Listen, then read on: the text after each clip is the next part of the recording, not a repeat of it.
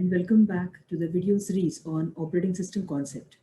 In this video lecture 2 on real-time operating system, we are going to discuss on various components which are required for real-time applications. So let's start.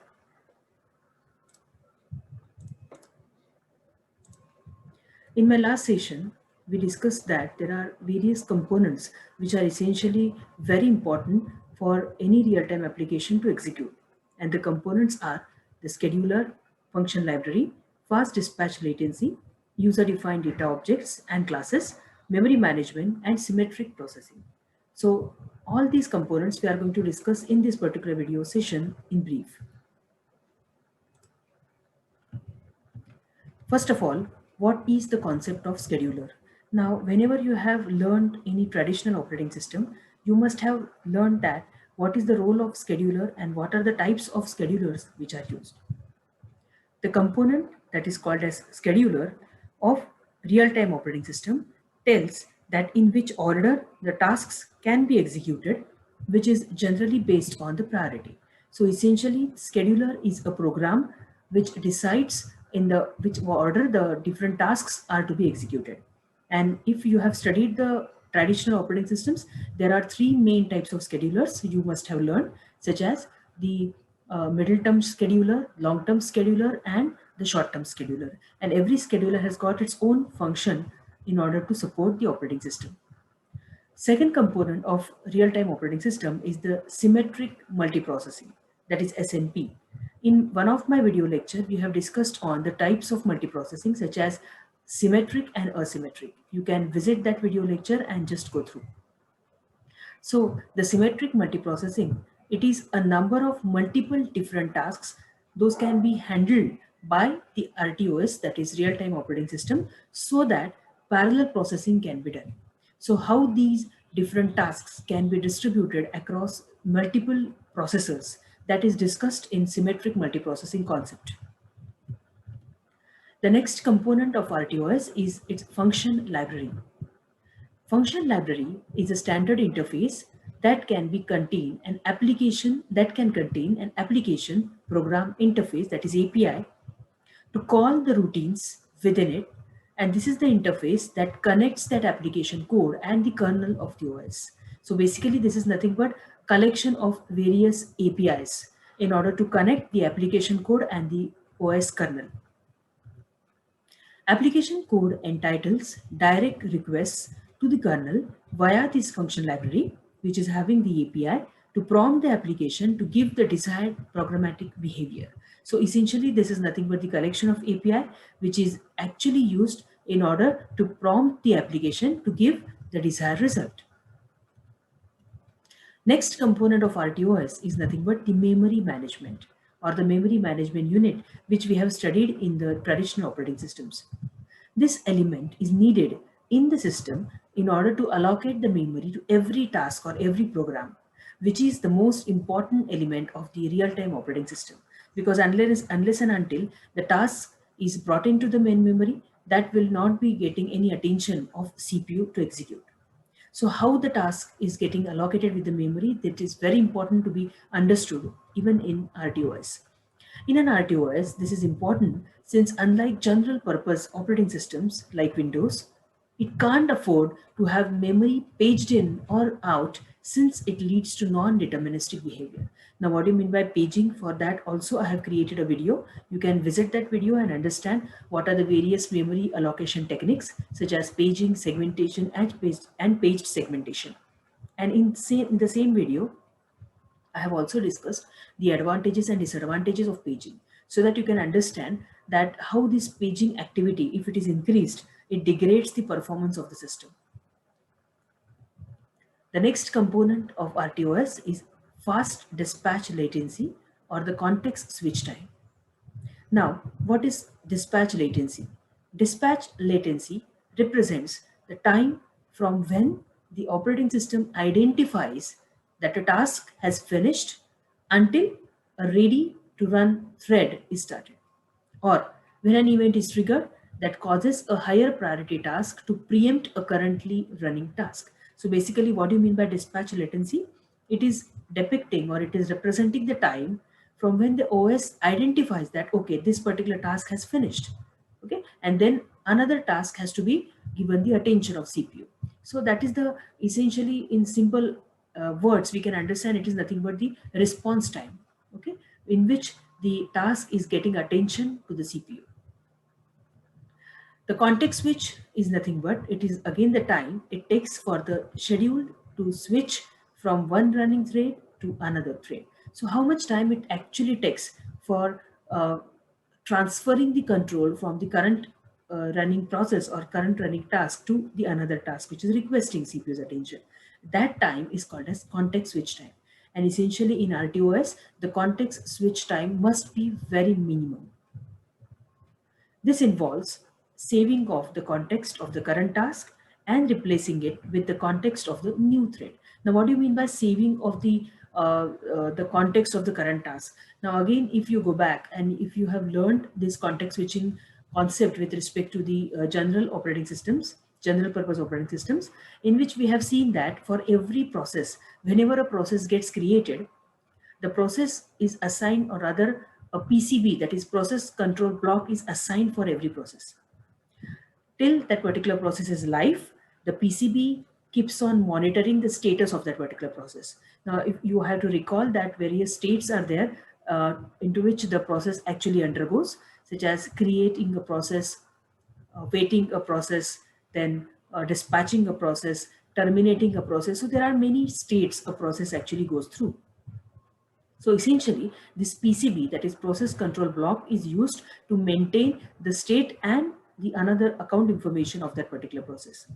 Now, why I'm correlating this PCB context here? Because whenever the operating system has to switch its attention from one process to another process, the current process state should be stored somewhere, so that whenever OS will come back to the current process, it has to again refer to that particular information and resume back with that particular process. So that information for that particular time period is stored in PCB of that particular process. And that is called saving of the context of the current task. In an RTOS, as I mentioned, the switching time should remain deterministic and minimal. Next component of RTOS is user-defined data objects and classes. A real-time operating system relies on programming languages with data structures.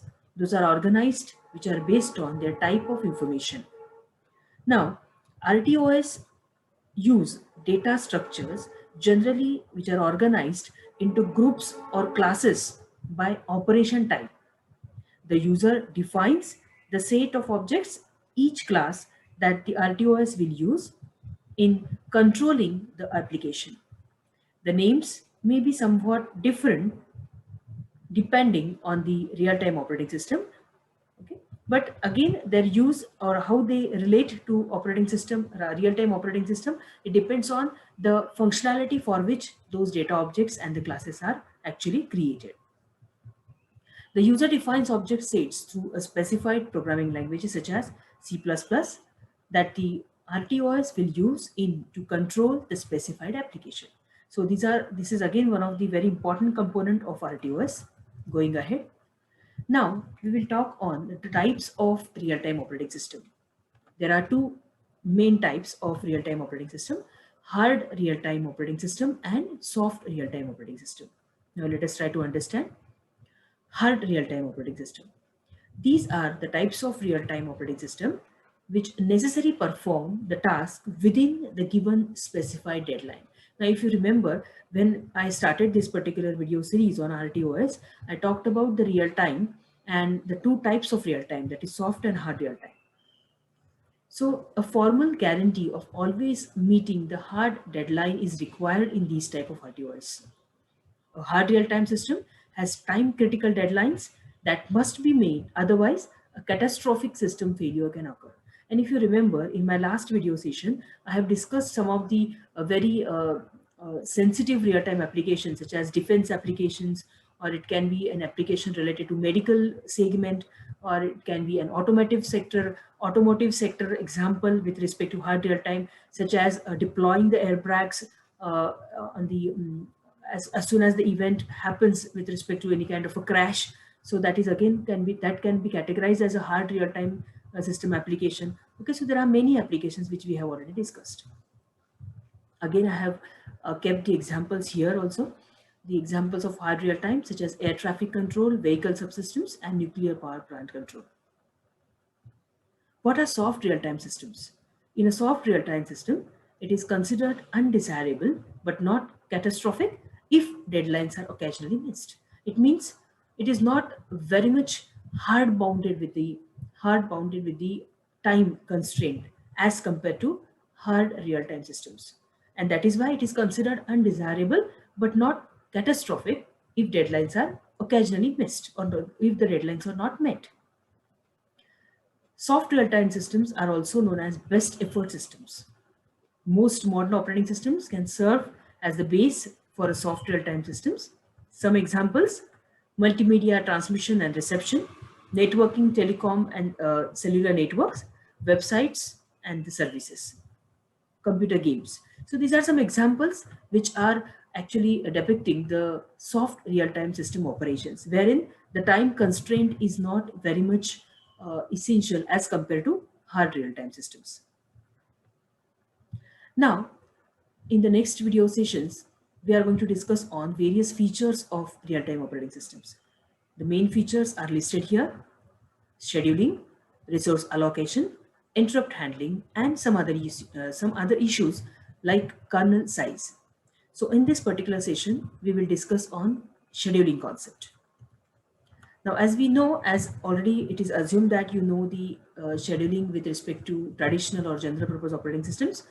More information about the tasks are known, such as number of tasks, resource requirements, release time, and execution time. So to understand the scheduling or scheduling concept, these are some, I can say, the pointers of information which should be known in advance.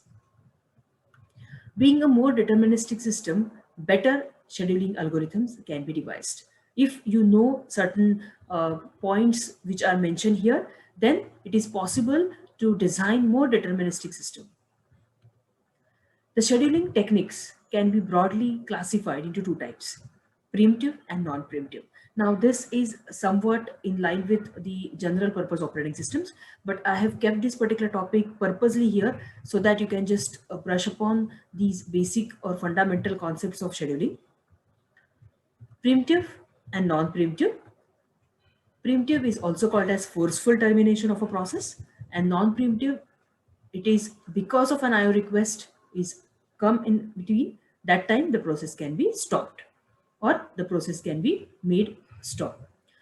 Now, there are some scenarios wherein the preemptive algorithms will be applied and wherein the non-preemptive algorithms will be applied.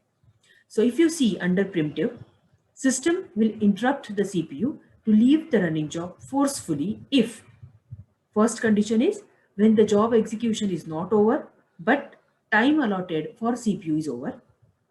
Condition number two, when the system will interrupt the CPU in case of preemptive, when a higher priority job enters in ready queue compared to the priority of the running job. So these are the two conditions, A and B conditions, wherein the system will interrupt the CPU to leave the running job. When non-preemption will happen, system will interrupt the CPU in case of non-preemption to leave the running job only when a job is finished, means whatever time is allotted to that particular job, it has consumed that time with CPU and it is over.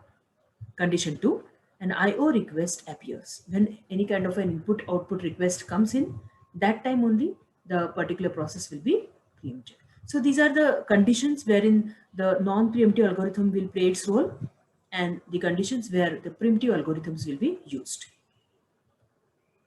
Now, what are the traditional algorithms which you have already studied? Under non-preemptive, first come first serve, priority based and shortest job first.